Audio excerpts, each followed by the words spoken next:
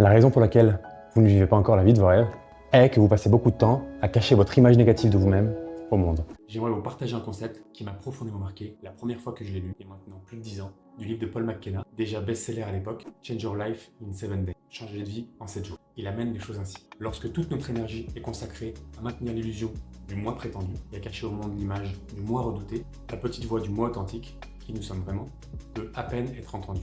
Les 3 mois.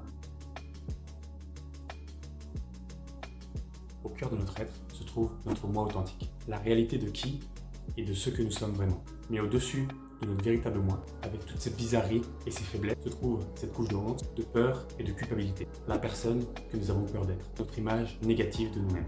À partir de là, pour être sûr que les gens nous aiment toujours, nous approuvent, nous donnent amour et argent, nous ajoutons une autre couche sur notre moi redouté, la personne que nous prétendons être. Cette couche supérieure est, si nous sommes de bons acteurs, ce que les autres peuvent voir de nous. En fait, nous luttons si fort pour nous assurer que personne ne voit cette couche de noirceur qui, nous le craignons, nous caractérise, que nous oublions complètement, parfois pendant des années, qu'il y a un autre, un vrai moi, sous tout cela. Pour mieux visualiser, imaginez. Nos vrais moi seraient comme des diamants, et en grandissant, ils se recouvrent de beaucoup de fumée de cheval. Alors, nous mettons du vernis à ongles par-dessus pour essayer de nous rendre plus attirants aux yeux du monde. Mais, si nous passions plus de temps à nettoyer le fumier, les gens verraient que nous sommes en fait des diamants, et nous n'aurons pas besoin de vernis à ongles.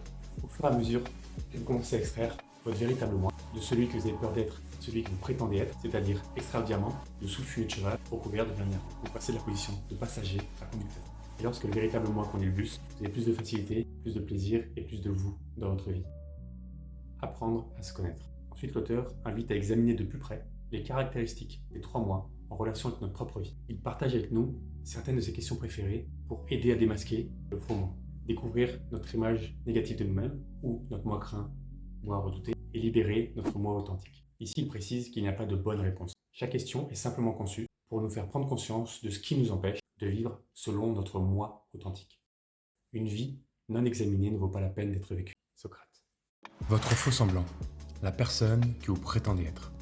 Votre faux moi est l'image que vous projetez dans le monde. Souvent, cette image repose moins sur ce que vous êtes réellement et plutôt ce que vous avez peur d'être. Posez-vous les questions suivantes et répondez.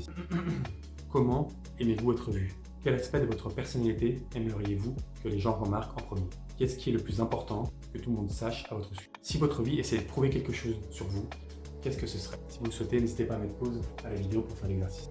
Votre image négative de vous-même. La personne que vous avez peur d'être. Si quelqu'un vous appelle par un nom auquel vous ne vous identifiez pas, par exemple, espèce de martien à peau verte, il y a rarement une charge émotionnelle attachée. Quand quelque chose nous dérange, c'est souvent parce qu'à un certain niveau, nous croyons que cela pourrait être vrai. L'auteur partage ensuite que, quand il pose ces questions dans ses formations, les gens réagissent souvent en niant totalement les traits négatifs qu'ils identifient ont un rapport avec eux. Lorsqu'ils ont la possibilité d'y réfléchir, ils reviennent souvent avec un choc en constatant que c'est en fait exactement ce qu'ils craignaient depuis le début. Un fait vous aidera à vous regarder en face. Les traits négatifs que vous identifiez ne sont pas vraiment les vôtres. Ils font partie de votre image négative de vous-même qui ont été programmés en vous lorsque vous étiez enfant. En les identifiant honnêtement, vous êtes sur le point de les laisser partir.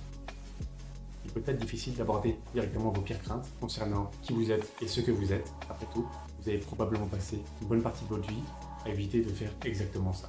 Pour cette raison, la plupart des questions suivantes qu'il propose pointent vers des choses qui révèlent votre image négative de vous-même plutôt que votre image négative de vous-même elle-même. Quel est l'opposé de chacun des traits de votre faux moi? Lequel de vos secrets ne sera découvert qu'après votre mort? Quelle est la personne que vous aimez le moins et pourquoi? La plupart des perceptions sont des projections. Nous détestons le plus chez les autres ce que nous craignons de trouver en nous-mêmes. Pareil, vous pouvez mettre pause si vous souhaitez faire l'exercice. Votre moi authentique. Qui vous êtes vraiment. En identifiant les traits et les caractéristiques de vos 3 mois, vous vous libérez pour vivre de plus en plus au cœur de qui vous êtes vraiment. Votre moi authentique, puissant et aimant. Voici un guide pour savoir si vous identifiez un trait ou une caractéristique de votre moi authentique ou si vous êtes pris au piège de votre image négative de vous-même. Qui vous êtes vraiment, c'est toujours comme si vous rentriez chez vous. Qui es-tu quand personne ne te regarde?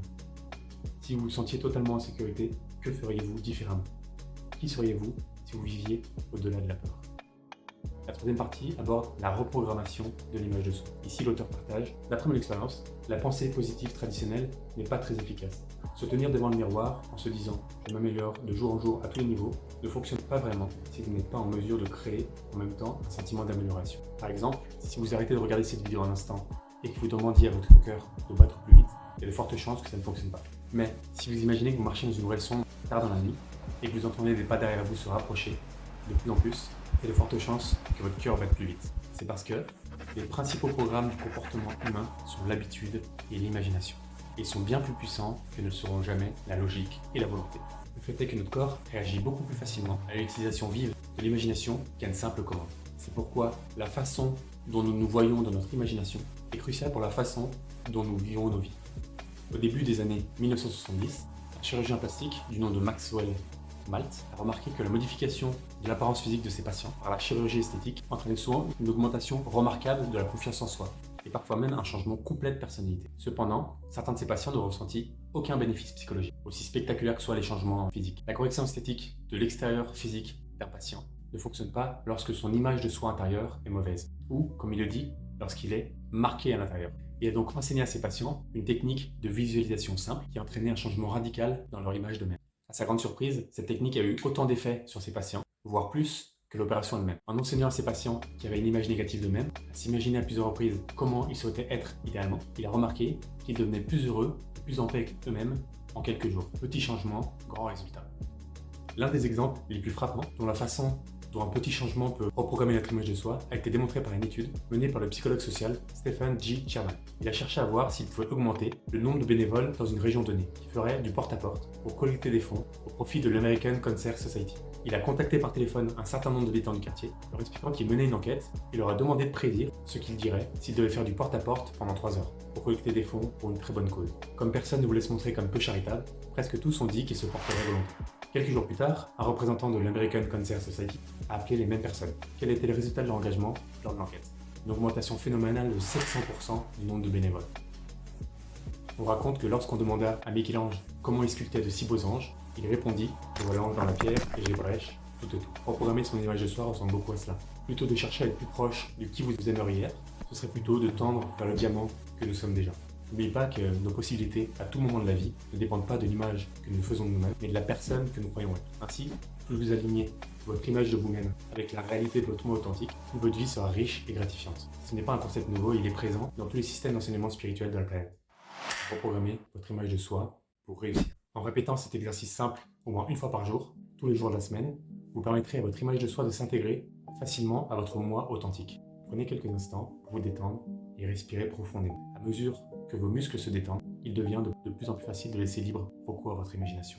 Imaginez un autre vous-même debout devant vous dans la pièce. C'est le vous le plus magnifique que vous puissiez imaginer, votre moi authentique. Prenez un moment pour vous sentir totalement heureux avec votre moi authentique. Regardez la façon dont votre moi authentique se tient debout, respire, marche, sourit et parle.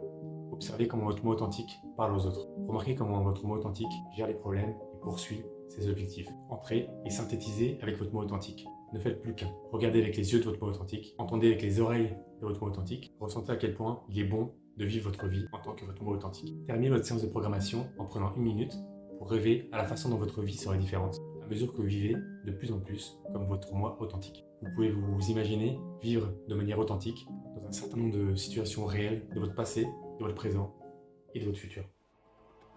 Et il conclut ce passage en partageant quelques réflexions.